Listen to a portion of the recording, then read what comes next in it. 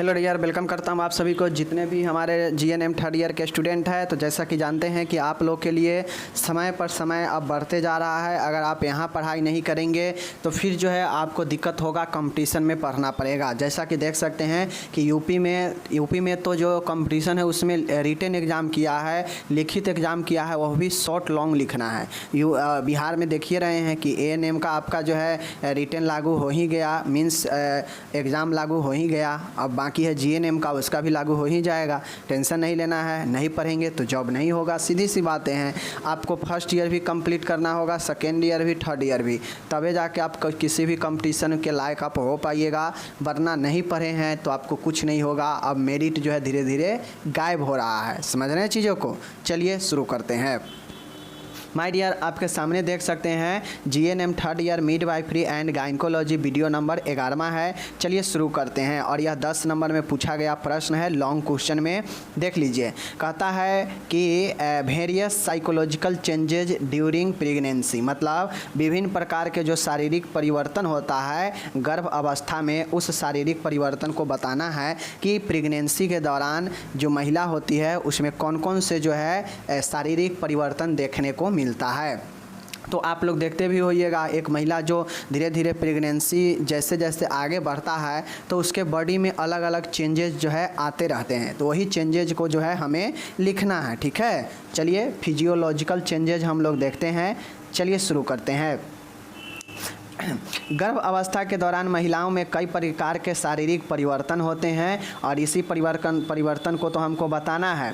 सबसे पहला परिवर्तन होता है कि एक महिला में गर्भ अवस्था के दौरान उसका वेट जो है गेन हो जाता है, मीन्स भार में वृद्धि हो जाता है, ठीक है। गर्भवती महिला में पूर्ण गर्भ अवस्था तक लगभग 11 से 12 किलोग्राम वजन जो है बढ़ जाता है। अब आप लोग को पता है कि पूर्ण गर्भ अवस्था जब होता है तो उसमें 1 से 1.5 kg का जो है आपके यूट्रस के भार हो जाता है लगभग 1 किलोग्राम। उसके बाद उसमें प्लेसेंटा होता है, उसमें बेबी जो है रहता है। तो इस प्रकार से जो है सभी इंक्लूड करके 11 से 12 जो है आपके केजी बढ़ जाता है वजन महिला का, ठीक है।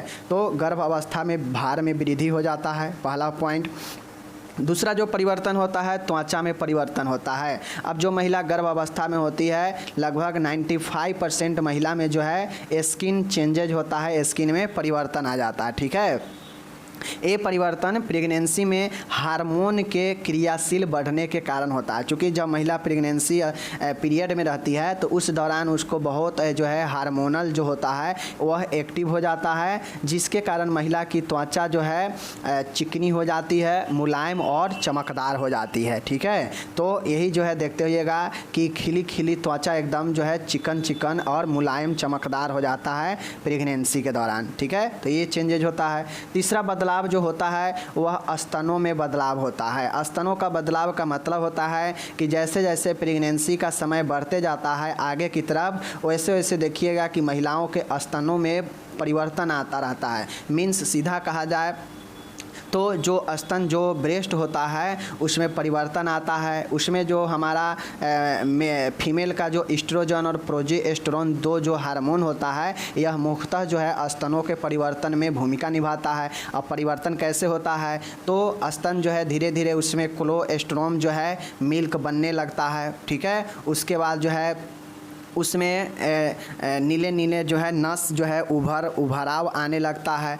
चूचक जो निपल होता है वह बड़ा हो जाता है और उसमें नस के उभार होने के कारण, चूँकि उसमें जो है आपके एस्ट्रोजन और प्रोजेस्टेरोन उस समय बहुत ज़्यादा उत्तेजित हो जाता है, जिससे जो नस सब है वह मोटा मोटा जो है दिखाई देने लगता है और जिससे जो है ब्रेस्ट जो स्तन होता है वह जो है उसमें टाइटनेस, कठोरापन जो है आ जाता है और थोड़ा जो है नॉर्मल से बड़ा दिखाई देता है। तो यह जो है परिवर्तन स्तन का हो जाता है। चौथा है श्वसन तंत्र में परिवर्तन आता है। अब श्वसन तंत्र में परिवर्तन कैसे आता है? Changes in respiratory system. कैसे देख लीजिए। अब एक स्त्री है, मानिए वह गर्भ के कंडीशन में है, गर्भावस्था में है, तो हम लोग जानते हैं कि जो गर्भाशय होता है वह नीचे होता है, लेकिन जैसे जैसे बच्चा जो है उसमें विकास वृद्धि होता है वैसे वैसे यूट्रस का आकार बढ़ते जाता है और बच्चा जो है उसमें अपना आकार लेते जाता है। तो वह बच्चा के बढ़ने के कारण, अब चूँकि एक व्यक्ति एक फीमेल, अगर कोई फीमेल है तो फीमेल का ऐसा नहीं है कि बच्चा के बढ़ने के साथ, वृद्धि होने के साथ, यूट्रस के आकार बड़ा लेने के साथ जो है उसके पेट में आधा जो है जगह भी बढ़ जाता है। जगह तो ही रहता है, बस जो जगह है उसी जगह में यूट्रस जो है अपना स्थान घेरता है। तो होता यह है कि जैसे डायफ्राम हम लोग जानते हैं कि ऊपर छाती और नीचे जो है एब्डोमिनल एरिया को जो है डायफ्राम क्या करता है, अलग करता है। और हम लोग जानते हैं कि डायफ्राम जो है श्वसन क्रिया में भी भूमिका निभाता है, ठीक है, लंग्स को नीचे से सपोर्ट करता है। तो होता यह है कि जब यूट्रस के आकार बढ़ता है प्रेगनेंसी के दौरान, तो लगभग जो डायफ्राम होता है ना, तो नीचे से यूट्रस बढ़ेगा तो ऊपर की तरफ तो प्रेशर देगा ही, तो लगभग डायफ्राम भी जो है अपना 2 इंच ऊपर उठ जाता है, ठीक है। अब जब डायफ्राम 2 इंच ऊपर उठ जाएगा तो फेफड़ा पर वह दबाव नॉर्मल से ज़्यादा बनाएगा, जिसके कारण जो है उसका क्या होगा कि जल्दी जल्दी श्वसन होगा। एक महिला जब प्रेगनेंसी में होता है तो देखते होइएगा कि वह श्वसन की क्रिया उसमें तेज हो जाती है, ठीक है। इसलिए महिला श्वास लेने में जल्दी करती है और इसे डिस्पोनिया ऑफ प्रेगनेंसी कहते हैं, मतलब गर्भ अवस्था का श्वसन कष्ट कहते हैं। यह क्यों होता है? क्योंकि श्वसन तंत्र में परिवर्तन होता है, डायफ्राम को 2 इंच ऊपर उठा देता है, कौन? गर्भाशय के बढ़ने के कारण, और जिससे फेफड़ा पर दबाव लगता है, जिससे जो महिला होती है वह ज़्यादा जो है श्वास लेने का कोशिश करती है जल्दी जल्दी, और इसी को डिस्पोनिया ऑफ प्रेगनेंसी कहते हैं। तो ये समझ गए।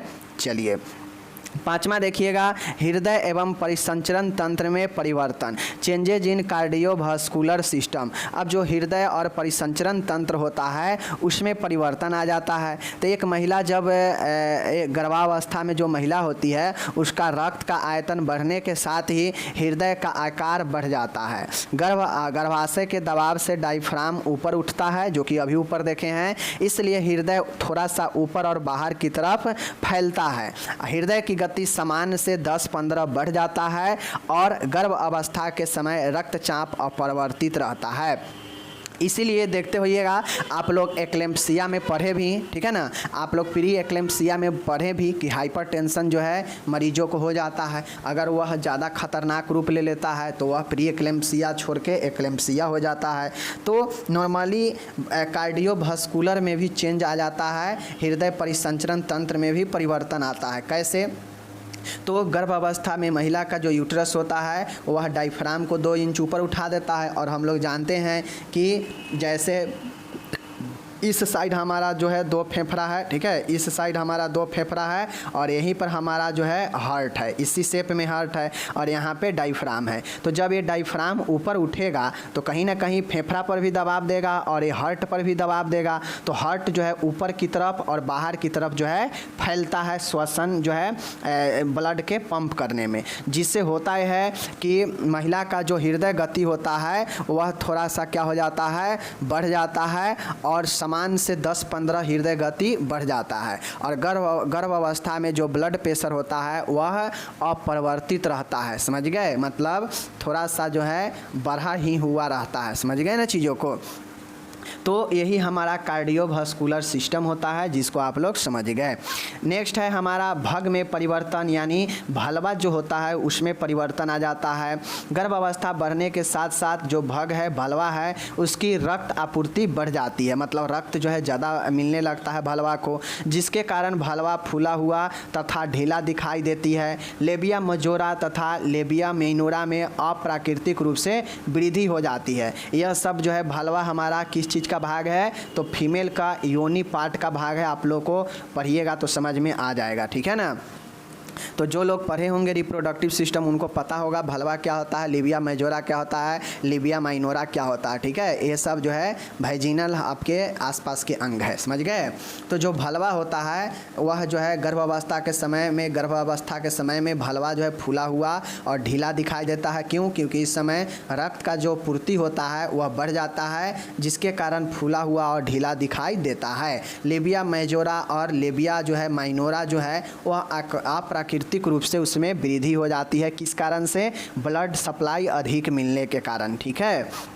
तो ये जो है आपके हो जाते हैं चेंजेज इन भलवा। 7वां है गर्भ अवस्था के समय गर्भाशय में परिवर्तन।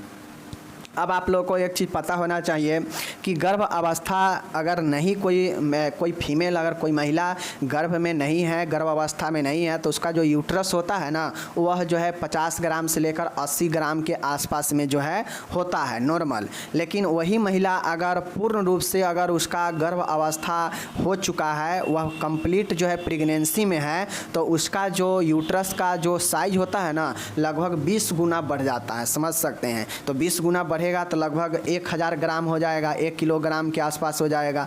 तो जब गर्भाशय का आकार बढ़ जाता है तो इसकी मांसपेशीय, संयोजी व लचीले ऊतक तंत्रिका, रक्त वाहिनी में वृद्धि हो जाती है। जाहिर सी बातें है कि हमारा अंगुली छोटा सा आकार में है, लेकिन किसी का अंगुली अगर बड़ा होगा तो उसमें नस भी बड़ा होगा अंगुली का, ठीक है, उसका मसल्स भी जो है उसमें बड़ा होगा, उसका जो रक्त वाहिनी होगा उसमें जो तंत्रिका होगा, नर्व होगा, जो भी चीज़ें बड़ा होगा उसमें जो है बड़ा जो है नस होगा, बड़ा नर्व होगा, बड़ा मांसपेशी होगा। तो उसी प्रकार से महिला के जो यूट्रस जो प्रेगनेंसी में होता है लगभग सामान्य से 20 गुना बढ़ जाता है, जिसके कारण उस यूट्रस का जो नर्व होता है, जो रक्त वाहिनी होता है, जो मसल्स होता है, जो संयोजी ऊतक होता है, ये सब में वृद्धि हो जाता है, जिसके कारण इसमें जो है इसमें यूट्रस में वृद्धि हो जाता है। तो यह गर्भ अवस्था में परिवर्तन होता है, गर्भाशय में परिवर्तन होता है गर्भ अवस्था के समय। ओके, गर्भाशय में होने वाले संकुचन निम्न होते हैं। अब यूट्रस में प्रेगनेंसी के दौरान अलग अलग जो है संकुचन होते रहते हैं। तो एक होता है इनफ्रीक्वेंटी कंट्रैक्शन, मतलब आवृत्ति विहीन संकुचन। आवृत्ति विहीन का मतलब होता है कि ये नहीं पता होगा कि कब कब संकुचन हो रहा है, कभी भी शुरू हो जाएगा, कभी भी रुक जाएगा, तो आवृत्ति विहीन संकुचन होगा। दूसरा ऐंठन युक्त संकुचन होगा, जिसे स्पाज्मोटिक कंट्रैक्शन कहते हैं। नेक्स्ट है इरेगुलर कंट्रैक्शन होगा, अनियमित संकुचन होगा, ठीक है, दर्द रहित संकुचन होगा, पेनलेस कंट्रैक्शन होगा। तो यूट्रस में ये सब कंट्रैक्शन जो है होता है प्रेगनेंसी के दौरान, तो यह भी एक परिवर्तन का ही सूचक है, ठीक है। आवृत्ति विहीन, ऐंठन युक्त, अनियमित और दर्द रहित, ये जो है याद रखिएगा यूट्रस का संकुचन। 8वां है रक्त संबंधी परिवर्तन, ब्लड रिलेटेड चेंजेज। अब जो महिला होती है उसमें रक्त में भी परिवर्तन आ जाता है। गर्भावस्था के समय महिला के रक्त के आयतन लगभग जो है 40 से 50% की वृद्धि हो जाती है, ठीक है। यह वृद्धि गर्भ में 8वें सप्ताह से प्रारंभ होती है और 32वें सप्ताह तक निरंतर होती रहती है। आरबीसी का भी आयतन 20 से 30% बढ़ जाता है। तो माय डियर, आपको ये मानना चाहिए कि जो महिला होती है प्रेगनेंसी में, उस समय उसको जो है ब्लड की ज़्यादा ज़रूरी होती है, इसलिए उसका जो रक्त का आयतन होता है वह लगभग 40 से 50% वृद्धि हो जाती है। क्यों? कि उसको रक्त का जो देना पड़ता है वह अब उसके बच्चे को भी रक्त देना पड़ता है, और गर्भ में तो माँ से ही बच्चे को सब चीज़ मिलता है। तो ऐसे में जो महिला होती है उसके रक्त में परिवर्तन ये होता है कि गर्भ अवस्था के समय महिला के रक्त जो होता है ना, ब्लड जो होता है, उसमें 40 से 50% की वृद्धि हो जाती है, ठीक है, आयतन में। आयतन मतलब चाहिए कि इतना हमें चाहिए, ठीक है। तो एक महिला में अगर मान गए 4 लीटर से 5 लीटर अगर ब्लड नॉर्मल रहता है, तो इसके समय प्रेगनेंसी के समय यह आयतन हो सकता है 4 से 6 लीटर में बदल जाए। तो इसीलिए 40 से 50% वृद्धि कहा गया है। यह वृद्धि गर्भ के 8वें सप्ताह से शुरू होता है और 32वें सप्ताह तक निरंतर जो है होते रहता है। और जो ब्लड में आरबीसी, डब्ल्यूबीसी वगैरह जो होता है ना, उसमें आरबीसी का आयतन भी 20 से 30% बढ़ जाता है। तो इसीलिए देखते होइएगा कि महिलाओं को आयरन, फॉलिक एसिड के गोली जो है ज़्यादा दिया जाता है, ताकि ब्लड जो है मेंटेन करके रख सके, ठीक है ना। तो यह रक्त संबंधी परिवर्तन होता है। ओके, 9वां है गर्भ अवस्था में योनि में परिवर्तन। अब जो भलवा को ऊपर समझ गए ना, वह योनि को भी आराम से लिख दीजिएगा। अब होता यह है कि प्रेगनेंसी के दौरान जो है महिला के जो योनि, जो वैजिना होता है, उसमें अप्रत्याशित रूप से, मतलब अनएक्सपेक्टेड रूप से जो है वृद्धि हो जाता है, ठीक है। और उसमें वृद्धि क्यों होता है? क्योंकि उसमें बहुत ज़्यादा ब्लड जो है सर्कुलेट होने लगता है, वैजिना के वाल भित्ति में बहुत ज़्यादा ब्लड पहुँचने लगता है, जिससे जो है वैजिना जो है फूल जाता है। और ऐसा नहीं फूल जाता है कि उसमें स्वेलिंग हो गया है, नहीं, नेचुरली रूप से फूल जाता है और उसमें जो है क्या हो जाता है, ढीली हो जाती है। अब ढीली क्यों होता है, फूलता क्यों है, क्योंकि बच्चा जब डिलीवरी हो तो उस समय आसानी हो बच्चे को डिलीवरी करने में, इसीलिए ढीला पड़ता है और जो है वह फूल जाता है नॉर्मल से। तो यह जो है योनि में परिवर्तन आता है। ठीक है, तो चेंजेज इन भाइजीना याद रखिएगा। चेंजेज क्यों होता है, क्योंकि इसमें अप्रत्याशित रूप से विकास हो जाता है और बहुत ज़्यादा ब्लड का आपूर्ति होने लगता है, जिससे जो वाल्व होता है, भित्ति जो होता है, फूल जाती है और ढीली हो जाती है, जिसमें जो है भाइजीना में इलास्टिसिटी बढ़ जाता है, तन्यता बढ़ जाता है, मतलब सिकुड़ने फूलने का जो है हम लोग लचीलापन कहते हैं, यह जो है होने लगता है, ताकि जो बच्चा है वह जन्म लेने में आसानी हो। ठीक है, तो ये चीज़ हो गया। 10वां है मूत्र तंत्र में परिवर्तन, चेंज इन यूरिनरी सिस्टम। अब एक महिला जब प्रेगनेंसी में होती है तो उसका यूरिनरी सिस्टम में भी जो है परिवर्तन आता है। कैसे, तो गर्भ अवस्था का प्रथम लक्षण महिला का यही होता है कि बार बार मूत्र आना। ठीक है, जो भी महिला प्रेगनेंसी में होती है वह सामान्य से ज़्यादा जो है उसको मूत्र जो है त्याग करना पड़ता है, बार बार मूत्र जो है आता है। जो गुर्दे की लंबाई मतलब किडनी की लंबाई और रीनल पेल्विस की वृद्धि के कारण होता है। क्योंकि जो प्रेगनेंसी के दौरान जो यूट्रस अपना आकार लेता है ना, वह सब ऑर्गेन को प्रभावित कर देता है, डायफ्राम, हार्ट को, पेल्विस को, ठीक है, किडनी को, सब को प्रभावित करता है अपना साइज बढ़ने से यूट्रस का। ठीक है, तो जिससे होता है कि रीनल जो होता है ना, गुर्दा जो किडनी है उसका लंबाई और रीनल पेल्विस के लंबाई में जो है वृद्धि हो जाता है, और जिसके कारण सेकेंड और थर्ड तिमाही में शिशु का जो दबाव होता है वह ब्लैडर पर भी पड़ता है, मूत्राशय पर भी पड़ता है, जिससे बार बार मूत्र त्याग जो है जाना पड़ता है। उसी प्रकार से देखते होइएगा कि अगर मेल में अगर बार बार मूत्र जाने का इच्छा होता है तो कहीं ना कहीं उसका प्रोस्टेट जो है बढ़े होने का या बीपी क्या बोलते हैं शुगर बढ़े होने का खतरा हो सकता है। तो इस कारण से भी जो है ये सब होता है। चीज़ों को समझ गए, कोई दिक्कत नहीं है। चलिए, तो ये चीज़ें समझ गए कि क्यों जो है बार बार मूत्र जाना पड़ता है। तो बच्चे शिशु के दबाव के कारण कहाँ दबाव पड़ता है शिशु का, तो शिशु जो यूट्रस में है उसका दबाव ब्लैडर पर पड़ता है, और ब्लैडर पर पड़ने से बार बार मूत्र जाना पड़ता है, या फिर गुर्दे की लंबाई या रीनल पेल्विस में वृद्धि होने के कारण जाना पड़ता है। तो ये चीज़ें हैं। ठीक है, 11 नंबर और लास्ट नंबर है इमोशनली चेंज। अब एक महिला जो प्रेगनेंसी में होती है तो उसके भावनात्मक मतलब उसके भाव, उसके इमोशन में परिवर्तन आता है। खासकर जो प्रथम बार महिला गर्भ के अवस्था में होती है, मतलब प्रथम बार जो गर्भवती बनी महिला है, उसमें भावनात्मक परिवर्तन अधिक देखने को मिलता है। वह महिला के व्यवहार में परिवर्तन आ जाता है, वह महिला अपने शिशु के बारे में ज़्यादा सोचती है, ज़्यादा चिंतित रहती है। ठीक है, और चूँकि ऐसा क्यों होता है, क्योंकि उसे प्रथम बार का प्रेगनेंसी है, तो इस प्रेगनेंसी में उससे जो है अपने बच्चे के प्रति ज़्यादा जो है लगाव, ज़्यादा अटैचमेंट हो जाता है। ठीक है, और आगे चल के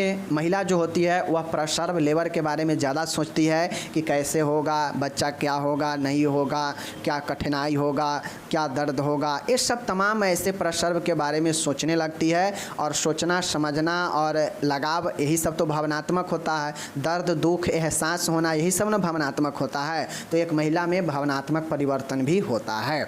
तो इस प्रकार से यह 11 परिवर्तन महिलाओं में देखा जाता है। अगर आपके नज़र में और भी कुछ परिवर्तन हो तो आप आराम से लिख सकते हैं, कोई दिक्कत नहीं है। समझ गए, लेकिन नॉर्मली लगभग सभी परिवर्तन यहाँ पे लिख दिया गया है जो आपके नॉर्मली दिमाग में बैठ जाना चाहिए बिना पीडीएफ पढ़े हुए। समझ गए, आप एक बार रिपीट कर देते हैं, ऊपर से फिर से नीचे से रिपीट कर देते हैं ताकि आप लोग को ध्यान में आ जाएगा। देखिए, कहता है कि गर्भ अवस्था में शारीरिक परिवर्तन को बताएं, सीधी सी भाषा है। तो गर्भ के कंडीशन में कौन कौन से परिवर्तन महिला में होते हैं, तो अलग अलग होते हैं। जैसे गर्भ अवस्था में स्त्री के भार बढ़ जाना, वृद्धि हो जाना, त्वचा में परिवर्तन हो जाना, ठीक है, ब्रेस्ट में चेंजेज आना, स्तनों में परिवर्तन होना, ठीक है, चेंजेज इन रिस्पायरेटरी सिस्टम मतलब श्वसन तंत्र में परिवर्तन होने लगता है। ठीक है, पाँचवा है हृदय और परिसंचरण तंत्र में परिवर्तन होने लगता है, ठीक है। भग यानी बलवा में परिवर्तन होता है। गर्भ अवस्था में गर्भाशय में परिवर्तन होता है, ठीक है, तभी तो समान से जो है कई गुना बढ़ जाता है, ठीक है, और संकुचन वगैरह होता है। आठवां है रक्त संबंधी परिवर्तन होता है। नौवां है गर्भ अवस्था में योनि यानी भैजिना में परिवर्तन होता है। और 10वां है मूत्र तंत्र में परिवर्तन होता है, यूरिनरी सिस्टम में चेंजेज हो जाता है। और 11 और लास्ट है भावनात्मक चेंज होता है, इमोशनल परिवर्तन होता है, भावनात्मक परिवर्तन होता है। तो इस प्रकार से यह 11 पॉइंट लिखिएगा और सब में 2-2, 3-3 लाइनें लिखिएगा। तो जाहिर सी बातें हैं कि आपके जो है 2 से 2.5 पेज में आपके यह प्रश्न चले ही जाएंगे और आपके 10 नंबर में पूछता है तो आप 10 नंबर में आराम से लिख दीजिएगा, ठीक है, कोई दिक्कत नहीं। तो चलिए यहाँ पे नीचे इंग्लिश दिया गया है। जो लोग कहते हैं सर इंग्लिश नहीं रहता है, तो आपके सामने इंग्लिश टोटल दिया रहता है सब पीडीएफ में। किसी भी पीडीएफ में केवल एक लैंग्वेज नहीं होता है, दोनों लैंग्वेज होता है, ठीक है। तो आप लोग पढ़िए, अपना ध्यान दीजिए। हम मिलेंगे अगले वीडियो के साथ, तब तक के लिए धन्यवाद।